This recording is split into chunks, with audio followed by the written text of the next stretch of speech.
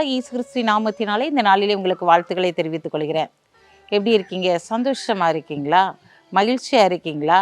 இந்த நாளிலும் உங்களை சந்திக்கிறதுல மிகுந்த மகிழ்ச்சி அடைகிறேன். பிறந்த நாளை திருமண நாளை கொண்டாடுகிற பிள்ளைகளை இயேசுவின் நாமத்தினால் ஆசீர்வதிக்கிறேன்.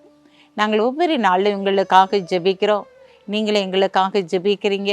ஒவ்வொரு நாளும் கமெண்டில் என்னென்ன காரியங்களை நீங்கள் எழுதிருக்கீங்களோ அத்தனை பேருக்காகவும் நாங்கள் தினமும் ஜெபித்து கொண்டு இருக்கிறோம். அநேகர் வாட்ஸ்அப் மூலமாக ஜெபக்குறிப்பு அனுப்புகிறீங்க, சாட்சியை எழுதி அனுப்புகிறீங்க. அதற்காக கர்த்தருக்கு நன்றி செலுத்துகிறேன். கர்த்தருடைய நாமம் மட்டும் மகிமைப்படுவதாக. இந்த நாளிலும் கூட நம்முடைய வாழ்க்கையில் ஒரு மேன்மையே வரவில்லை என்று சொல்லி நீங்கள் எதிர்பார்ப்போடு காத்திருக்கலாம்.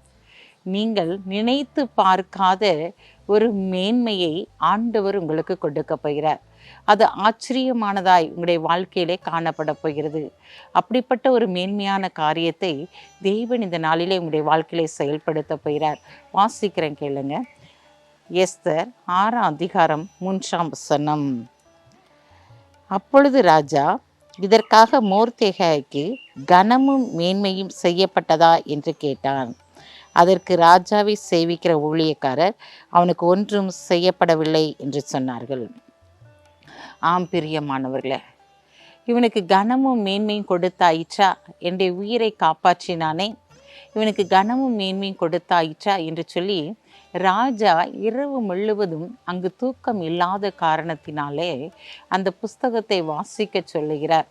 அதை வாசிக்கும்போது அவனுக்கு அந்த மேன்மையும் கனத்தையும் கொடுத்தாயிற்றா என்று சொல்லி ராஜா கேட்கிறதை பார்க்கிறோம்.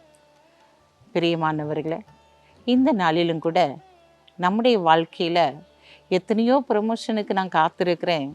ஆனால் எனக்கு ஒரு ப்ரமோஷனுமே கிடைக்கல. எனக்கு கீழே இருக்கிறவங்கெல்லாம் மேலே போய்கிட்டே இருக்கிறாங்க.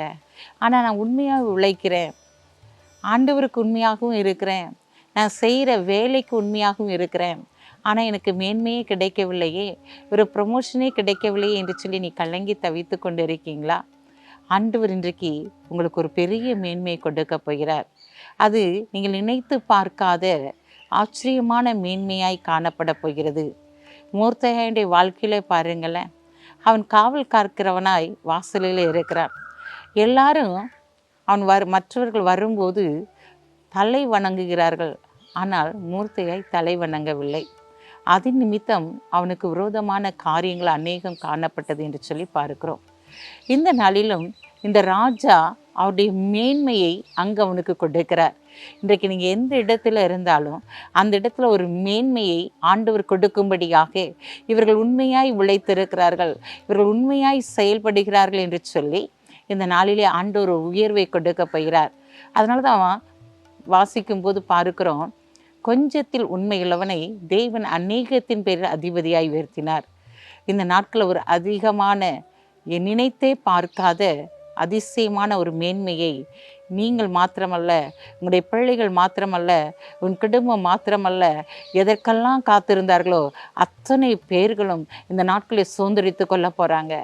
ஆண்டவரே என்று சொல்லி கூப்பிடுகிற உங்களுடைய வாழ்க்கையில், ஆண்டவரையே சார்ந்து இருக்கிறவங்களுடைய வாழ்க்கையில் இன்றைக்கு ஒரு மேன்மை கடந்து வருகிறது. பயப்படாதீங்க. எல்லா சத்துருக்களுக்கும் முன்பாக ஆண்டவர் ஒரு பந்தியை ஆயத்தப்படுத்தி உங்கள் தலையை எண்ணினால் அபிஷேகம் பண்ணுவார் அல்லவா? இந்த நாட்டில் அப்படிப்பட்ட காரியம் உங்களுடைய வாழ்க்கையிலே நடைபெறப் போகிறது. ஏளன பார்வை பார்த்தவர்கள் மத்தியில் ஒரு மேன்மை கடந்து வரப்போகிறது. பயப்படாதீங்க. பெரிய காரியத்தை பாருங்கள். கண்களை மூடி ஜெபிப்போம்.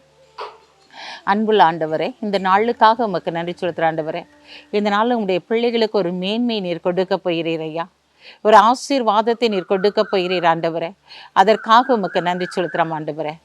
ஆம் அன்பு தகப்பனே, அப்பா, இந்த நாளில் தகப்பனே, தாழ்மைக்கு முன்னானது மேன்மை என்று சொல்லி பார்க்கிறோம்.